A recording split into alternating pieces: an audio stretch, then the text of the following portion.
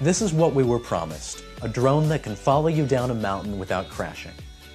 In 2015, the Lily drone raised $34 million on the strength of this video, which shows a guy just throwing it up in the air and having it follow him down a hill snowboarding. Thing is, it wasn't true. This video wasn't shot with the Lily drone at all, it turned out, and the technology wasn't capable of following you like that 3 years ago. That was the vision, but the reality has come pretty close. This is the Skydio R1, a $2,500 drone that can actually follow me around.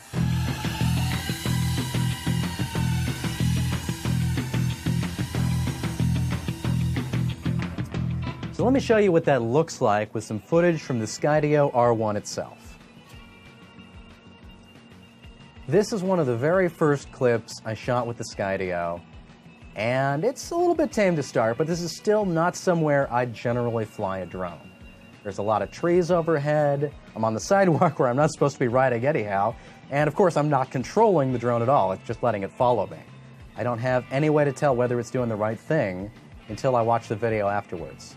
You might notice I'm giving you a nice long clip here, just to show you that we're not cherry-picking the best moments. The Skydio did all of this itself. And here we go. Underneath the arch, oh god, I love this shot. And you get the cherry blossoms into view, and it's following me around this apartment complex. Even though I'm dodging through the trees, I'm under the cherry blossoms. Have you ever seen a shot like this with a drone before? It's not something you typically get. It's not something you typically trust your equipment to do, because it might crash into something. Here was another early test. I've got the Skydio following me a bit, trying to see how its predictive tracking system works. It uses the cameras and a bit of software processing to figure out where you might go, so even if you dodge around behind a tree or something like that, it can figure out where you're likely to be next and follow you. It's also got the ability to climb up way up high if you like, if you want to get a different perspective. It doesn't always have to be right down behind you. This was a speed test I was trying, the Skydio, to see if it can catch up with me, if it can follow me when I'm going full speed on the road bike. There's also a lead mode, which I really like. Since it's got cameras front and back, you can have it fly around in front of you. You can wave up at the camera, have it capture all kinds of stunts that way. You might be wondering how this all works.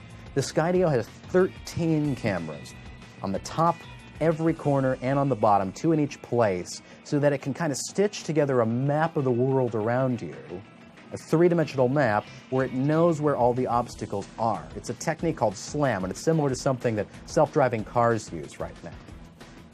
Oh yes, the foliage. Okay, so I took this to a park nearby my house so I could see how it could handle dense foliage. And did pretty well. I don't know if I like all the blown highlights here. It definitely had some trouble with the bright sun coming down through the trees and still trying to capture the dark regions underneath. But it's pretty great, and this is somewhere I would never, ever fly a drone.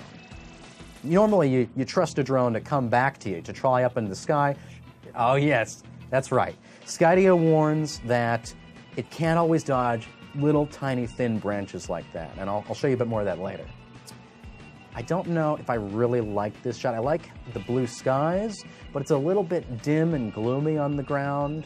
I do like that it's got this program where it can orbit around me and kind of get you that 360 without even trying. So it's pretty good at not hitting people, which I like, but it does still startle them.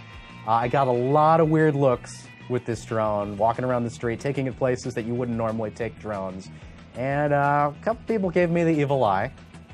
And then I've also got an issue here. This is where I discovered, this is the first time I discovered that the drone can't always follow you through all kinds of narrow passageways. At the Jeep, it couldn't follow me past the Jeep, it was a little bit confused. And I think in a sec you're gonna see as it rounds the corner, it's not gonna follow me here either. It just doesn't know what to do. The cameras, they look left, they look right, they're like, there's not enough space to get through here, and it doesn't follow me. And so you have to come back and get it. So there'll be these times where I couldn't quite trust it to follow me through all the things I was doing.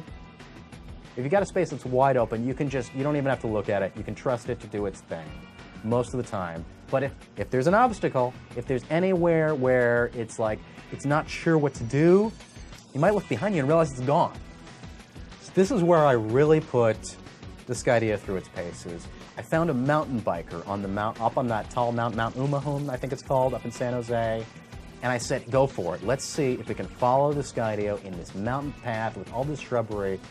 And honestly, it did a pretty damn good job. It has a little trouble if you go too fast, though. The more obstacles in the way, the more chance it's going to get confused and not be able to follow you after you're going really quickly. And this is, oh, okay. So watch this.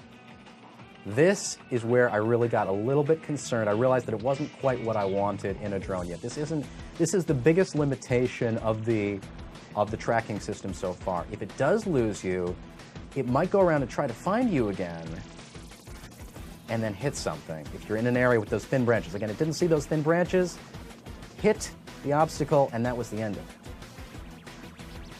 Oh yeah, this is definitely borderline for what the tracking system can do. It was starting to lose track of me there. It was a little bit shaky as I made that transition from dark to light. This time I was able to make it because it still had a good glimpse of me the entire time. It was going through, it was able to follow me through the tunnel.